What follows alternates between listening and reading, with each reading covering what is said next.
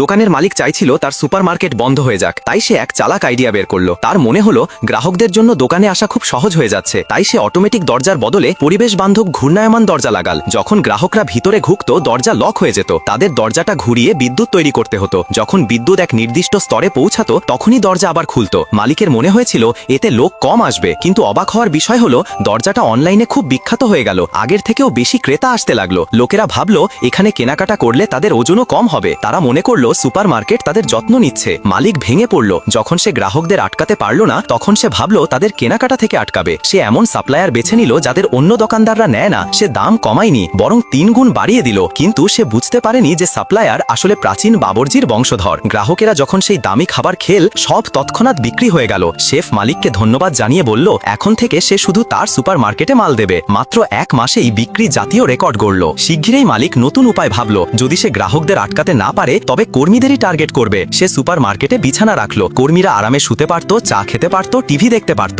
তার মনে হয়েছিল ধীরে ধীরে সবাই অলস হয়ে যাবে। কিন্তু কর্মীরা ভাবলো তাদের সম্মান করা হচ্ছে। তারা আরো বেশি পরিশ্রম করতে লাগলো। একদিন একদল লোক স্টোরে এলো। তারা আসলে স্থানীয় শ্রমিক ইউনিয়নের সদস্য। বিছানার খবর শ্রমিকদের কানে পৌঁছে গিয়েছিল। সেই দিন থেকে শহরের সব শ্রমিক শুধু এই দোকান থেকেই কেনাকাটা করতে লাগলো। তাদের ডিসকাউন্টও লাগতো না। মালিক আবারও ভেঙে পড়ল। তবু সে হাল ছাড়ল না। সে নকল পণ্যের টিভি শোতে অংশ নিল। কিছু সুপারমার্কেট চমৎকার প্যাকেজিং করত, কিন্তু ভিতরে খুব কম মাল থাকতো। কিছু 600 গ্রাম খাবারকে 300 গ্রামের 2 প্যাকেটে ভাগ করে 1 কিনলে 1 ফ্রি বলতো, কিন্তু দাম বেশি রাখতো। মালিক নিজেই তার পরদিনের পণ্যের ফাঁস করলো। ভাজা মুরগির সাইনবোর্ডে লেখা ছিল 6 এর দামে 8টি মুরগি। আসলে 6টি মুরগিকে টুকরো করে 7ম মুরগি বানানো হয়েছিল। তারপর ওপর থেকে একটি পুরো মুরগি যোগ করা হয়েছিল যাতে সত্যি লুকিয়ে থাকে। দর্শকরা হতবাক হয়ে গেল। সবাই ভাবলো 6 এর দামে 7 মুরগি মানে একেবারে সৎ ডিল। মালিক হঠাৎ শহরের সবচেয়ে দয়ালু ব্যবসায়ী হয়ে গেল এবং পরদিনেই সব শেষ হয়ে গেল। মালিকের আর কোনো কৌশল